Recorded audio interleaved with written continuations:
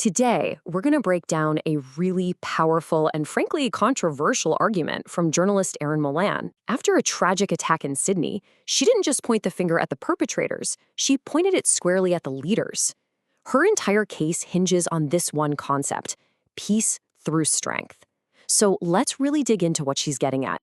And this quote, wow, it gets right to the heart of her whole argument. What she's suggesting is that for the community that was targeted, this awful tragedy wasn't a shock. It almost felt inevitable. And to understand why she believes that, we have to look at the events that led up to it.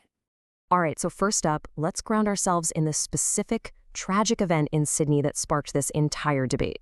So the whole conversation really kicked off because of this horrific terrorist attack that happened during a Hanukkah celebration. For Milan, though, this wasn't just some random act of violence. No, she argues it was the final and maybe even predictable step in a really disturbing pattern. And that brings us to the first big piece of her argument. This attack did not happen in a vacuum. She lays out a timeline of what she describes as escalating and totally unaddressed anti-Semitic incidents that, in her view, paved the way for this violence.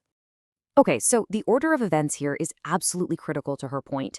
Molan starts with protests at the iconic Sydney Opera House, where people were celebrating violence. From there, she says, it escalated to direct physical attacks. We're talking synagogues firebombed, schools graffitied, and then it all culminates in this massive march across another national landmark, the Harbour Bridge, with people waving Taliban flags. You see, for her, these aren't separate things. They're a clear, escalating chain of events. And to really drive home just how severe this was, Molan points to the specific, violent things people were reportedly chanting at these protests. Her point is, these weren't just empty words, right?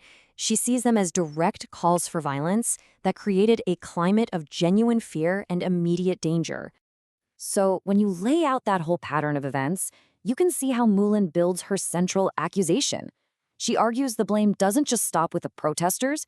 It goes directly to what she views as a catastrophic failure of leadership. And this is the real crux of her accusation. In her mind, the problem wasn't just that these things happened. The bigger problem was that there was zero accountability. She claims that when people could chant for violence or wave terrorist flags and face absolutely no consequences, it sent a clear message. It basically gave a green light that emboldened even more extreme action. So here's where she really breaks down her critique of the official response. She reframes what the government did. For instance, what was called diplomacy, she says was seen by groups like Hamas as capitulation. She argues that the move to recognize a Palestinian state at that specific moment was seen as a reward for terrorism. And those official calls for unity, she dismisses them as just hollow words, totally useless against a violent threat. This is her diagnosis of that leadership failure. So everything we've talked about so far, it all builds up to her central idea, her core thesis, the principle of peace through strength. And this is the solution she's putting on the table: peace through strength. She applies it here to argue that you don't deter an enemy who, in her words, wants to kill you just by asking everyone to get along. No, you deter them with a credible threat of decisive action and very real consequences.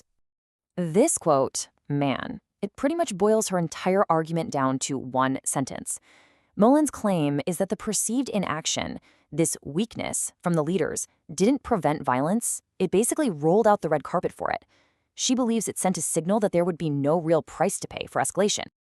All right, so in this last part, she really draws a line in the sand, contrasting what she sees as ineffective words with the kind of decisive action she thinks is needed for real safety.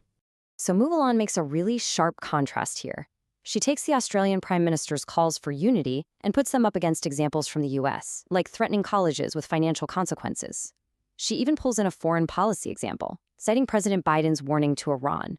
Because US troops were attacked after that warning, she presents this as a failed warning, a threat that didn't have any teeth. For Molan, this perfectly illustrates the difference between empty talk and real strength.